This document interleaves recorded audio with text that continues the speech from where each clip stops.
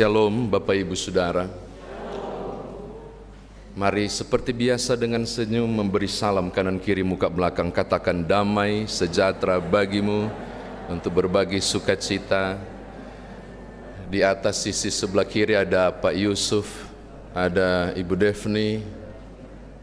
Itu dari gereja yang lain juga ingin merasakan sukacita memaknai perjamuan kudus hari ini. Saudara, saya mengajak Bapak Ibu untuk beberapa bagian dari teks ini berusaha membacanya dalam situasi dan keadaan yang saudara mampu membayangkan peristiwa demi peristiwa. Yang pertama, pukul 3 dini hari diduga bahwa Tuhan Yesus ditangkap, Matius 26 ayat 36 sampai 46. Mengapa pukul 3 dini hari? Alkitab tidak menyebutkannya, tapi Pesak atau makan Paskah, perayaan Paskah dilakukan tengah malam. Diduga upacara itu lumayan cukup lama, kemungkinan selesai di pukul 2 barangkali. Lalu Tuhan Yesus pergi ke Getsemani, tidak disebutkan jamnya, tapi diduga sudah mendekati dini hari. Mengapa pukul 3 dini hari? Alasan kedua karena waktu Petrus menyangkal Yesus, Alkitab mengatakan sebelum ayam berkokok, engkau telah menyangkal aku 3 kali. 3 kali sebelum ayam berkokok. Diduga ayam berkokok di sekitar pukul 4 atau pukul 5 dini hari, tapi ini sebelum ayam berkokok. Maka angka 3 dini hari kemungkinan tepat. Oke, makan dan minum terakhir terjadi di pukul 12 tengah malam. Lalu Alkitab menyebut hal yang menarik. Sayang tidak tertulis di sini, tapi saudara bisa merujuk Markus 15 ayat 25. Markus 15 ayat 25 mengatakan Yesus naik ke salib, digerek seperti bendera, karena ini patibulum. Yang horizontal itu patibulum yang dia pikul dan dipaku, digerek, dia naik untuk nyangkut ke vertikal di bawah ini. Itu terjadi di sekitar pukul 9 pagi menurut Injil Markus. Jadi berapa lamakah Yesus didera? Itu dari pukul 3 dini hari sampai pukul 9 pagi, 6 jam pertama. Itu kondisi yang dialami oleh Tuhanmu dan Tuhanku. Dan tahukah saudara, ada 2 jenis model penyalipan Romawi yang biasanya dipakai untuk seorang pesakitan. Yang pertama, tangannya diikat di patibulum, baru digerek dan dinaikkan. Itu biasa. Tapi yang kedua, tangannya tidak diikat, tapi langsung dipaku. Pembuktian bahwa tangan Yesus dipaku adalah ketika dia menampakkan diri dan mengatakan kepada Thomas, tusuklah, berarti lubang. Berarti Tuhanmu dan Tuhanku disalib bukan dalam keadaan diikat, tapi dalam keadaan dipaku.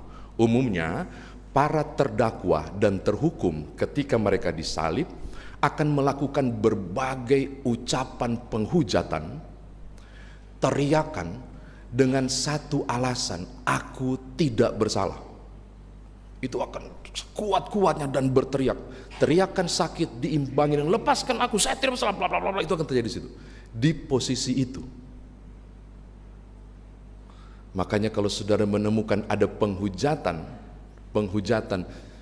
satu di antara 2 penjahat itu, Alkitab nggak bilang penjahat sebelah kiri ya, memang disalibkan kiri dan kanan. Yang menghujat kiri atau kanan kita nggak tahu, tapi salah satu di sebelah melakukan penghujatan. Itu hal yang biasa, itu hal yang lumrah untuk luapan emosi yang tak tersalurkan karena menanggung siksa yang luar biasa. Dan ini yang menarik,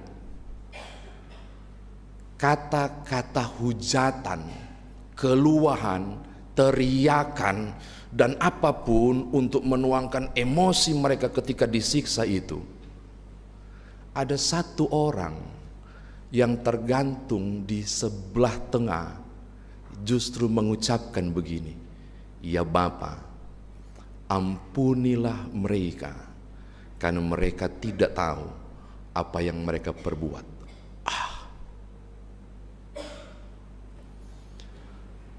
Ini tidak bisa masuk akal. Ini tidak logis. Mestinya Tuhan Yesus tidak boleh mengucapkan itu dan tidak perlu mengucapkannya. Yang harusnya ia ucapkan adalah kata-kata pembelaan tentang dia tak bersalah. Tetapi bukan membela dirinya teriakan itu, justru seruan untuk membela mereka yang di bawah. Ampunilah mereka, karena mereka tidak tahu apa yang mereka perbuat. Saudara tangkap, ini sesuatu yang menarik. Makanya kalau peristiwa kematian Yesus Kristus itu jadi biasa dibaca, karena nggak dihayati pada perspektif ini. Nahum pasal 1 ayat 3 bilang begini, tidak ada satu orang pun yang akan lolos ketika berdosa, sebab Allah itu pencemburu dan penghukum dan pembalas. Maka ketika orang berbuat dosa, tidak satu orang pun yang akan lolos dari hukuman. Nahum bilang, dan kalau Tuhan tidak menghukum, itu berarti Tuhan pembohong. Maka siapapun yang berdosa termasuk engkau dan aku, mestinya dihukum. Tapi Yohanes 3:16 bilang tadi menarik. Reposisi terjadi. Saudara tidak jadi dihukum, Tuhan pembohong. Tetapi Tuhan tidak jadi pembohong kalau engkau dan aku tidak dihukum, tapi tetap harus ada yang dihukum. Siapakah yang dihukum? Dirinya sendiri menanggung dosa itu. Makanya Yesaya 53 bilang, sesungguhnya penyakit kitalah yang ditanggungnya. Amin. Jumat Agung ini momen saudara untuk bilang, aku nggak layak dapat kasih karunia. Justru Kristuslah yang melakukannya untuk kita. Ini pertama. Yang kedua, Bapak Ibu, ayat 34, andai kata saya Tuhan Yesus, maka anggur itu akan saya minum. Sebab campuran dengan empedu dan beberapa campuran yang lain pada pesakitan di kayu salib itu sebenarnya semacam obat bius, penghilang rasa sakit. Jadi kalau saya meminumnya, maka saya mulai merasakan tubuh secara berbeda dan akan mengurangi rasa sakitku. Tapi ayat 34, ketika Yesus mengecapnya, sepertinya tahu ini ramuan apa, dia menolaknya. Maksudnya apa? Saya tidak mau diringankan penderitaan ini. Ya ampun, derita ini tidak mau dia ringankan. Persoalan minta diringankan sudah selesai di Getsemani. Kalau boleh cawan ini lalu daripadaku. 3 kali minta, tapi bukan mauku yang jadi, kehendakmu yang jadi. Selesai. Permintaan diringankan, selesai di situ. Dan rupanya tidak, cawan itu harus dialami. Jadi diringankan dia nggak terima. Maka saya mengatakan tragedi Golgota adalah tragedi full pemberian Allah untuk menanggung 7 cawan murka Allah. Kalau saudara baca di Wahyu, itulah yang harus saudara tanggung, dan itu yang Tuhan Yesus tanggung.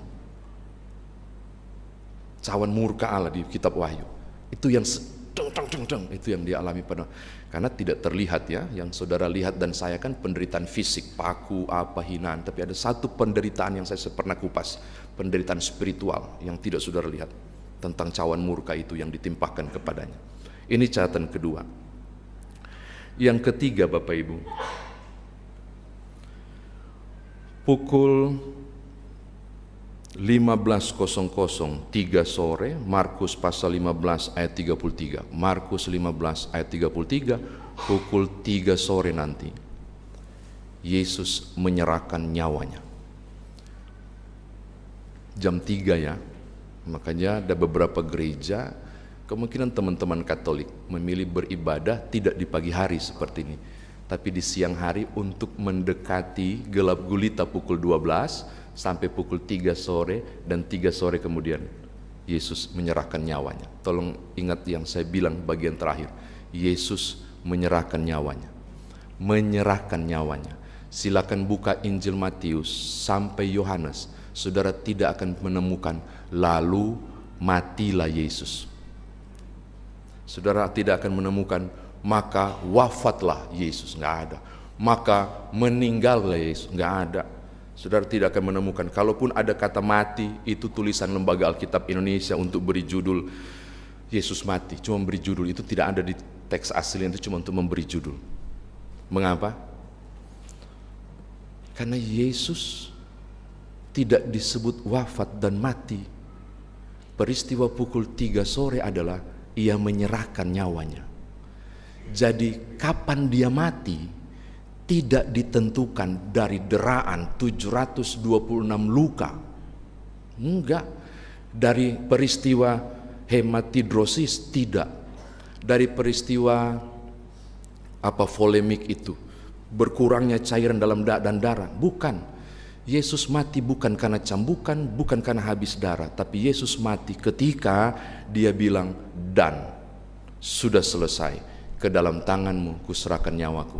Ukuran Tuhanmu dan Tuhanku mati bukan karena siksa di kayu salib, tapi ukuran dia mati cuma satu, apakah dosa saya dan saudara sudah selesai. Ketika selesai dia bilang, ya Bapa, ke dalam tanganmu kuserahkan nyawaku. Nggak ada di teks Alkitab lalu matilah Yesus, enggak. Dia yang serahkan. Ini mau bilang begini, tugasnya sudah selesai. Paling terakhir, saya suka kalimat pengejekan ayat 40. Hai engkau yang mau merubuhkan bait suci dan mau membangunnya kembali dalam 3 hari. Memang Tuhan Yesus pernah ngomong begitu di Matius 26 ayat 61, tapi mereka salah tafsir. Mereka pikir bait Allah yang lagi berdiri itu, bait Allah yang dimaksud adalah tubuhnya, tempat roh Allah bersemayam. Ini roboh selama 3 hari. Hari ketiga bangkit. Tapi bukan itu soal bait Allah yang menarik perhatian saya. Tolong buka ayat 51. Wah, itu keren Bapak Ibu. Pukul 3 nanti 2000 tahun yang lalu, ketika dia berkata, ya Bapa, ke dalam tanganmu kuserahkan nyawaku. Alkitab bilang terjadi gempa bumi yang dahsyat. Matius 27 ayat 51, sesuatu terjadi. Tabir bait suci terbelah 2 dari atas sampai ke bawah. Maksud? Oh, nggak ada maksud apa? Oh, ada maksud Bapak Ibu. Ketika Yesus mati, tabir itu terbelah 2. Bapak Ibu harus tahu, tabir itu punya fungsi, penutup itu punya fungsi memisahkan ruang Maha Kudus dan ruang kudus, ruang biasa, dan ruang di depan untuk jemaat bisa masuk. Lalu masuk ke ruang kudus untuk umat, untuk para imam. Lalu ruang Maha Kudus, tempat tabut perjanjian dipakai dan tempat pengakuan dosa diterima, lalu darah dituangkan di sekitar tabut itu. Itu ruang Maha Kudus. Yang boleh masuk di situ siapa? Nggak boleh sembarang orang, cuma 1 orang. Siapa itu? Imam besar. Imam besarlah yang bisa menjumpai Allah di situ melalui tabut perjanjian dan mengatakan, sinyoman jepun Tuhan, ini dia punya persembahan, ampunilah dia. Gitu. Tidak boleh ketemu langsung dengan Allah, mati. Siapa yang masuk ke ruang Maha Kudus mati di tempat itu, sangat suci. Lalu Alkitab bilang begini, ketika Yesus menyerahkan nyawanya, tabir itu robek dari atas sampai ke bawah, mau bilang begini, tidak ada lagi pemisahan antara ruang Maha Kudus dan ruang biasa. Engkau dapat menjumpai Allahmu dimanapun. Amin. Itu loh, maka kematian Yesus adalah sesuatu yang dahsyat. Aku bisa memanggilnya ya Aba ya Bapa dengan suka-suka hatiku, tanpa ada perwakilan. Engkau dapat menjumpai Tuhanmu. Makanya peristiwa ini harusnya Bapak Ibu alami secara dahsyat. Kalau Bapak Ibu jadi Yahudi, Bapak Ibu tidak bisa berdoa, nggak bisa. Engkau tidak bisa mendekati Allahmu. Harus ada yang wakili, imam. Tapi Yesus mati untuk bilang begini, silakan jumpai Sang Maha Kudus dimanapun, tanpa ruang pembatas. Saya semangat untuk bilang begini Bapak Ibu, kematian Kristus.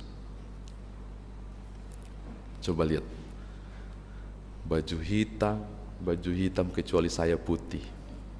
Itu orang Ambon. Ada orang Ambon gak di sini? Saya punya papa Ambon ya, jangan bilang saya bicara-bicara suku. Bapak Ibu sekarang kalau bisa kapan-kapan pergi ibadah perjamuan kudus nih, di Ambon sana. Itu kebaya hitam Bapak Ibu. Itu sedangkan ayam, kucing dan segala macam nggak bisa berbunyi. Betul, saya punya papa yang cerita. Itu pas mau perjamuan tuh sunyi senyap. Lalu saya tanya, kenapa dong pakai baju hitam? Tanda berduka. Di Manado sama. Bapak Ibu masuk meja perjamuan sebentar baru anggur itu tumpah di tangan Bapak Ibu. Itu langsung bilang pasti dia bikin dosa itu. Oh jadi begitu. Pasti ada masalah dia di rumah tangga itu. Dia masuk meja tumpah, oh cilaka dia. Jadi gitu. Karena sangat sakral. Tapi Jumat Agung itu bukan peristiwa duka, dengarkan. Jumat Agung yang saudara rayakan hari ini bukan peristiwa duka. Nggak perlu berduka Bapak Ibu. Jumat Agung adalah peristiwa kemenanganmu dari dosa. Amin. Itu. Cuma saya nggak suruh ganti baju, terserahlah itu ekspresi ya. Bukan kewajiban untuk warna hitam. Hitam juga bukan berarti duka, toh hitam berarti menyerap panas. Ini PKP pakai itu. Saya kira demikian firman Tuhan ditafsirkan. Sekarang bagaimana kita bawa dalam hidup beriman? Nggak panjang Bapak Ibu. Saya cuma mau bilang begini. Pulanglah sebentar. Keluar dari gedung gereja ini. Saudara harus bersorak dalam hati dan sukacita. Aku ditebus. Suamiku ditebus. Istriku ditebus. Anak-anakku ditebus. Dia mati untukku. Mengapa Bapak Ibu? Karena dosa paling pertama adalah peristiwa tangan. Hawa mengambil buah terlarang. Itu dosa dimulai dengan tangan, tapi diakhiri dengan tangan. Tangan mengambil buah, dosa perdana. Berlipat ketika dengan tangan umat membangun menara Babel sebagai bentuk pemberontakan kepada Allah. Dan dengan tangan Pilatus cuci DP tangan, saya tidak mau menanggungnya. Puncaknya, dengan tangan Tuhan turun tangan untuk biarkan putranya tangannya terpaku. Tangan. Maka sebentar pulang, angkat glory bagi Tuhan. Aku menang. Justru ketika Yesus terlihat kalah pada penyaliban. Tadi terakhir ya, ini terakhir sekali. Bapak Ibu tegang banget sih, jadi saya tolong lihat ayat 42, bagus banget. Andai kata saya punya mesin waktu, siapa yang ciptakan lagu mesin waktu itu lagi top sekarang? Mesin waktu. Itu kalau mesin waktu, saya balik ke peristiwa itu. Saya adalah orang yang paling was-was di ayat 42. Orang lain ia selamatkan, tetapi dirinya sendiri tidak dapat ia selamatkan. Ia Raja Israel. Baiklah ia turun dari salib itu, dan kami akan percaya kepadanya. Coba lihat parameter ukurannya. Kalau dia turun dari salib, baru saya percaya bahwa dia adalah Tuhan. Setuju nggak? Setuju harusnya. Logika, coba main logika. Coba main logika. Kalau dia turun dari salib, orang percaya nggak dia adalah Tuhan? Percaya dong. Almighty God dengan mujizat turun. Bapak Ibu tahu akibatnya? Kalau Yesus turun dari salib, engkau dan aku tidak pernah diselamatkan. Ya ampun. Kalau untuk kemegahannya dan untuk kemuliaannya, dia bisa turun untuk pamer dan show up tentang kemuliaan. Tapi dia tidak memilihnya. Sebab kalau egosentris keilahian terjadi, demi supaya engkau tahu dan sembah aku, kau sembah aku. Cilaka Bapak Ibu, tidak ada gereja sampai hari ini. Sebab tidak ada yang ditebus. Kan saya bilang, jangan pernah uji Tuhan. Kalau engkau berpikir dengan logika, mestinya saya begini Tuhan, rumah tanggaku begini Tuhan, alur jalannya begini anak-anakku Tuhan, bla bla bla bla, engkau ngatur. Tuhan yang paling tahu. Tuhan yang tahu gerakan apa yang harus dia buat untukmu dan keluarga. Kalau pakai logika betul juga turun. Tapi enggak, jangan main logika dengan Tuhan. Peristiwa Golgota membuktikan semua logika terbalik. Pulang, jangan pasang logika. Karena kalau berjumpa dengan Allah, logikamu akan terbalik. Karena Tuhan di luar nalar. Dia bisa melakukan apapun di luar nalarmu dengan target indah pada waktunya. Tuhan berkati Bapak Ibu. Selamat memaknai peristiwa salib ini. Haleluya. Amin.